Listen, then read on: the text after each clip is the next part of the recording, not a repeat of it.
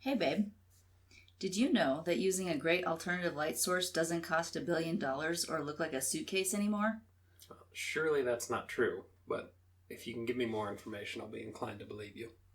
Well, now you can get a pocket-sized blacklight from Taction USA that works just as well as a large ALS, an alternative light source. It works so well, you'll never go back to any other ALS. It's lightweight and literally fits in your pocket. Made out of aluminum, so it's durable, it will last you a lifetime. You can find the professional blacklight at TactionUSA.com for $29.99. Ships quickly, and your order comes from Taction USA's Amazon store, so it's easy to order. Taction USA is run by law enforcement for law enforcement. You should check it out today and get yours. Get yours right now, today, at TactionUSA.com. Hello, everybody, and welcome back to Crossing the Tape. We have another mini episode for you today, and it's all about something you want to learn about, once again. So please sign the crime scene log and join us as my co-host, Hillary, brings you the history of... Handcuffs. Yeah. So today, I just have a brief history of handcuffs. Woo! Handcuffs are a helpful and iconic tool that have been used for decades by law enforcement, as we all know. Well, some of you in different capacities. We know because we've worked in the field. I don't know what your experience is. Modern day handcuffs come in several types, including chained, hinged, or cuffs with a rigid solid bar. Of course, there are a lot more varieties, but these are the most common. So when did handcuffs make their debut? One of the first recorded mentions of handcuffs, or an item like them, was in Virgil's myth of Proteus. Proteus? Yes. I Did I say it right? Think. I'm not a scholar. But you like those myths? Well, yeah. Who doesn't like, the Odyssey and all that? Well, creatures and things have been shackled in some manner for... True. 1 billion years. So, that's the first mention recorded, written ever. Mm-hmm. Virgil lived from 70 BC to 19 BC, and in the myth, Proteus could prophesy and was captured for his talents. So I guess, that in the myth, I didn't look up the whole myth, I should have, but I was researching a bunch of different things at once. We're looking at handcuffs and we end up... Right. I didn't want to... I can get into some really deep rabbit holes, so I thought, no, I better not. Suddenly this turns into the history of... Greek literature. But, so I guess in the myth, he was captured for his talents and he thought, everyone thought it was strange, and he was restrained by an object that was described as handcuffs. So fast forward to the Bronze and the Iron Ages, around 3,300 BC, when such restraints were used, but they were not adjustable. So this didn't work for obvious reasons. So if you had tiny hands, you could just slip out. Exactly. Or if you had big hands, they couldn't get them on. Or probably, big wrists. Yeah. So they were not adjustable. Like, they had the right idea, but they hadn't developed some kind of way to adjust them. And obviously this didn't work well. So we're going to go way forward to 1862. When W.V. Adams developed the first set of handcuffs that were actually adjustable. From there, Orson Phelps and John Tower further developed these, and though these were much better than the originals, they still held a problem. And the problem was that the suspect could easily pick the lock. So now they're adjustable, but you can still Houdini your way out.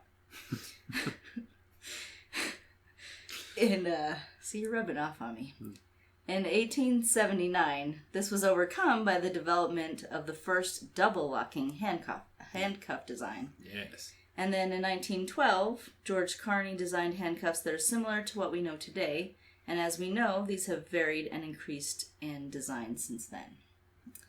You mentioned the different types. The swivel is, of course, going to be your standard.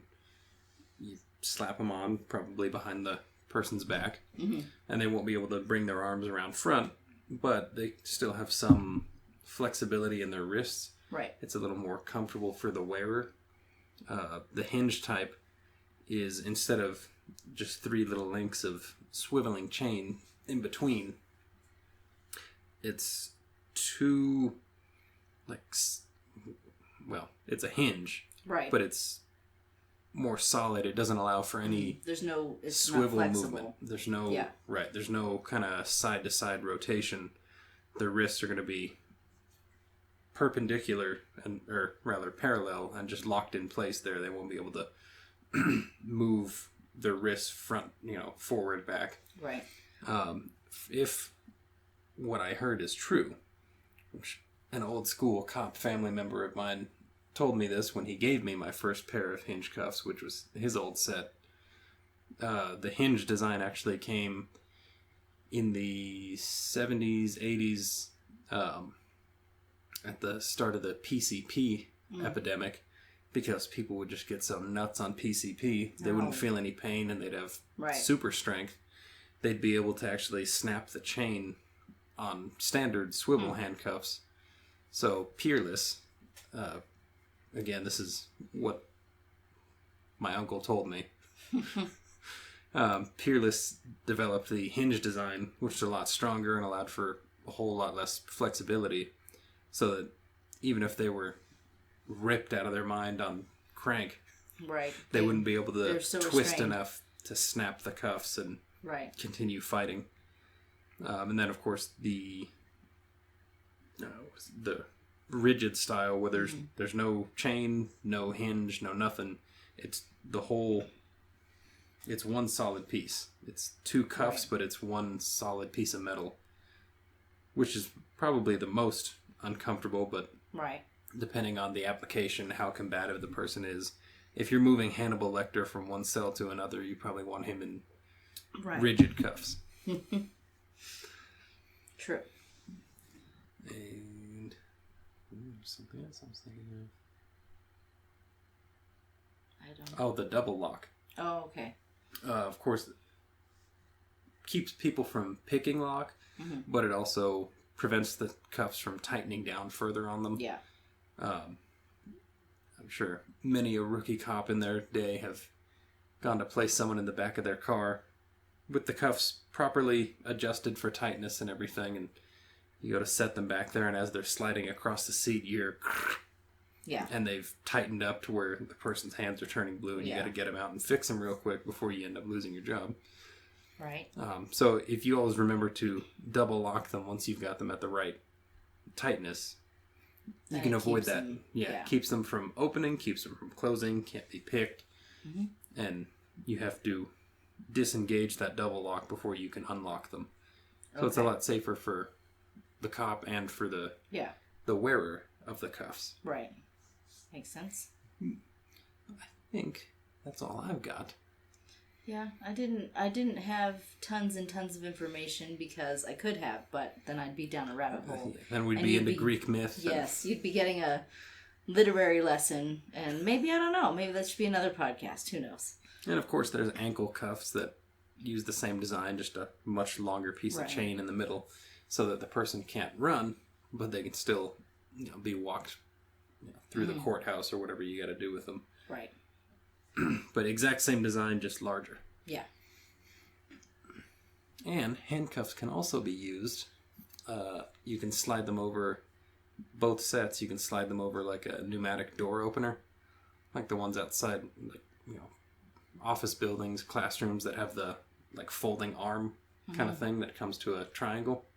If you slide your cuffs over that, it'll keep the door from opening. Oh. So you can actually lock a door behind you like that. If you're clearing a building and you're worried someone's going to come in after you, you can secure it from the inside that way. A handy tool. True. Or, if you're worried your shift partners are going to mess with you when you go to the bathroom. Yeah, you can do that too. That's how I learned it, but it's got a lot more uses. But that's all we've got for handcuffs today in this mini episode. Well, we hope you enjoyed, learned a whole lot, or at least a little bit, and laughed. Please sign the crime scene log on the way out. Again, I'm Brendan. And I'm Hillary. So long. Stay safe. Wait, don't leave yet. We have one more thing. If you are looking for a career change or to expand your knowledge in an already established one, look no further than the National Investigative Training Academy. The National Investigative Training Academy, or NITA, N-I-T-A, has well over 100 courses with 70 professional development ones alone. NITA is constantly adding to their course catalog, and courses are focused on private investigation and security fields. Whether you would like to become a private investigator or you need continuing education for your investigative or security career, the National Investigative Training Academy is for you. All courses offered are 100% online and do at your own pace. Once completed, you will receive a certificate in that course. Sign up today at investigativeacademy.com. Make sure when you sign up for your courses, you mention we sent you there. We encourage you to get the best investigative and security training possible today. When you sign up, mention our brand ambassador code, BA2367. That's BA2367, and you can find those courses at investigativeacademy.com. Look for links in our show notes as well.